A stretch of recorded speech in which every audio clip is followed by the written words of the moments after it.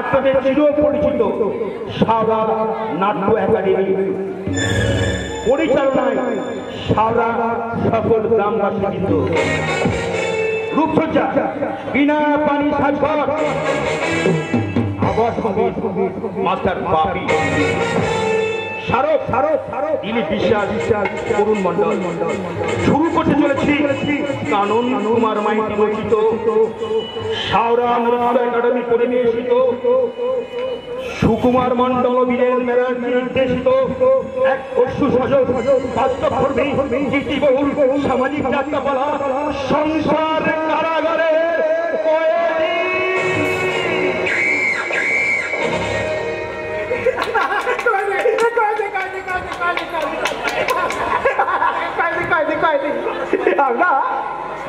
আমরা সবাই এক একজনে কয়েছি।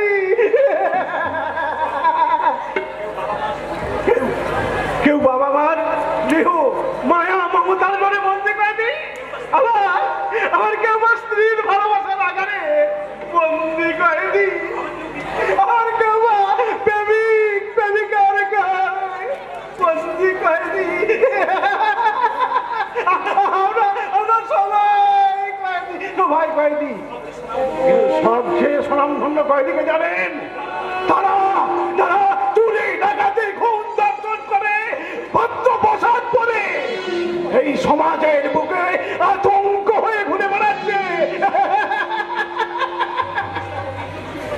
কি বলছেন? পুলিশ পুলিশ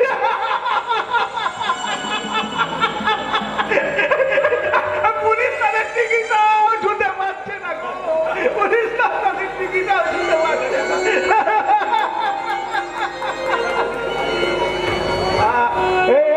এবার বলেন তো আপনারা কোন কারাগারে কয়েদি? আপনার প্রশ্নের উত্তর পেলেন আশুবাবু?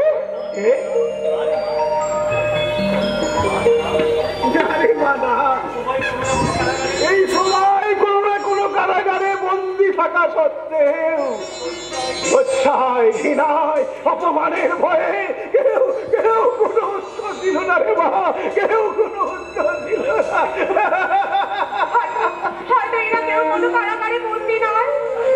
আরে তাই কি কখনো হয় রে মা, তাই কি কখনো হয়?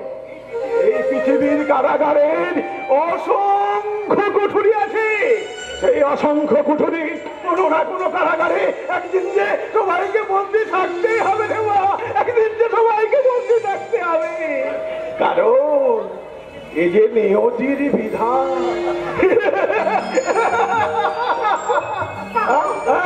এই অসংখ্য কুটুরির মধ্যে আপনি কোনটাতে বন্দি ছিলেন? আমি তো এই অসংখ্য কুঠুরির একটার পর একটা কারাগারে বন্দি থেকে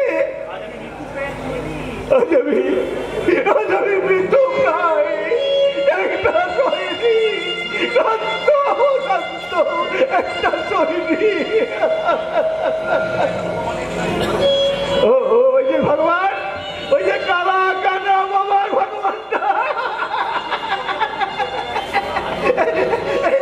ওর কাজে লাগেনি বলে হয়তো এখন আমি তোদের সামনে এই ঘুরে ঘুরে বেড়াচ্ছি, ঘুরে ঘুরে বেড়াচ্ছি।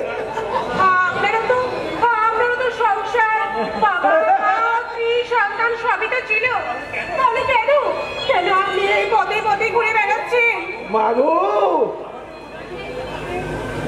আমাদের প্রত্যেকের মধ্যে থাকে একটা মহাকর্ষের বন্ধন, কিন্তু তুচ্ছ লোভ লালসায় আর স্বার্থের পরে সেই বন্ধন যখন ফিরে যায় রে মা, তখন কেউ কি হয় জানি? কেউ বলো হরি হরি বল, বলো হরি হরি বল, বলো হরি হরি বল। আর কেউ আমার মতো পাগল হয়ে পদে পদে সব ঘুরে বেড়াই। আপনি তো পাগল নন, আপনি তো একজন ভালো মানুষ। সান্ত্বনা দিচ্ছিস রে মা, তুই আমাকে সান্ত্বনা দিচ্ছিস, কিন্তু যাদের সান্ত্বনা দেওয়ার কথা তারা তো অনেক দিন আগে লোভ লালসা খাদ্যের শিকার হয়ে আমাকে ছেড়ে চলে গেছে। তাই তো আমি আসবো এই বসে বসে ঘুরে বেড়াই। আপনি দেখবেন, একদিন আপনার সংসারের সবাইকে আপনি ফিরে পাবেন। খুঁজে পাবো কি রে বলছেন মা?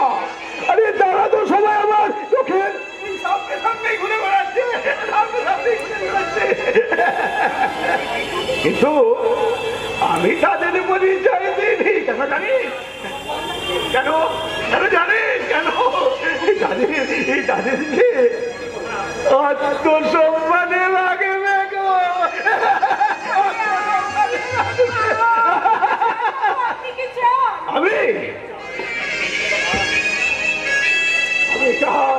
আমি চাই একটা ভূগন্ত সকাল, যে সকালে থাকবে না নবী স্বার্থপর মানুষগুলো, কেউ না তারা আমার সম্মানকে লুট করে নিয়ে আমাকে করেছে পথের শিকারী, এক বদ্ধ পাগল। আমি তাদের ওপর চরম প্রতিশোধ চাই, চরম প্রতিশোধ।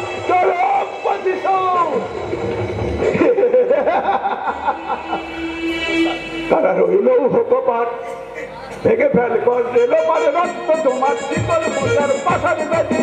তারা রইল কপাট ভেঙে ফেল কর রেল পারে রক্ত তোমার শীতল পূজার পাশার বেদি।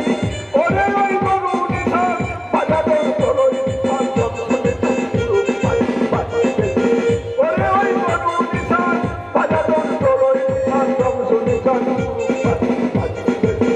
তারা রইল কপাট ভেঙে ফেল কর রেল পারে রক্ত তোমার শীতল পূজার পাশার বেদি। রক্ত তোমার শীতল পূজার পাশার বেদি।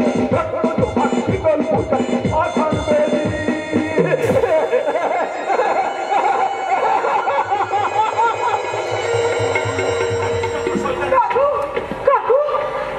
সত্যি মানুষটা বোধহয় কোনো শয়তানের প্রকোপে পড়ে হাত সা বাড়ানোর ব্যথায় একেবারে বদ্ধ উন্মাদ হয়ে গেছে। কিন্তু আমি যে শুধুমাত্র ওনার ব্যথার সমব্যথী হতে পারি। আমি যে আর কোনো কিছুই করতে পারি না।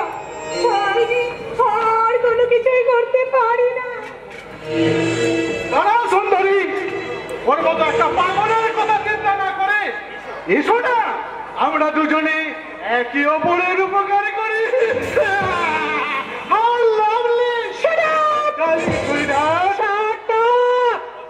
পথ ছেড়ে দাঁড়াও।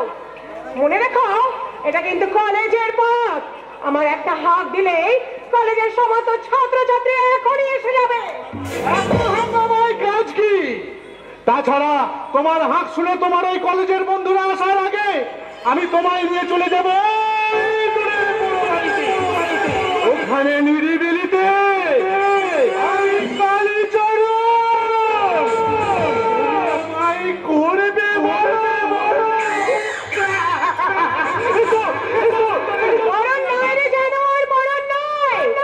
এই মাত্র হাতটা না ছাড়লে হবে যে তোর মরণ।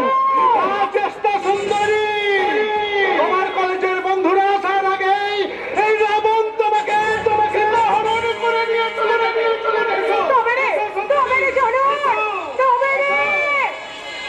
নিশ্চয় তুই জাহান্নামের পথে যাবি। তোকে আমি ওই জাহান্নামের পথে পাঠাবো। তুই সীতাকে বাঁচাতে এসেছিস এই যুগের জটায়ু, কিন্তু রাবণ জটায়ুর কি হাল করেছিল এটা তোর মনে আছে তো? এটা রামায়ণ নয় আর ত্রেতা যুগ নয়, আমি কলির জটায়ু। তাই তোর নোংরা হাত আর অপবিত্র দেহটাকে ছিন্নভিন্ন করে দিতে আমার 1 মিনিটও সময় লাগবে না। তাই নাকি?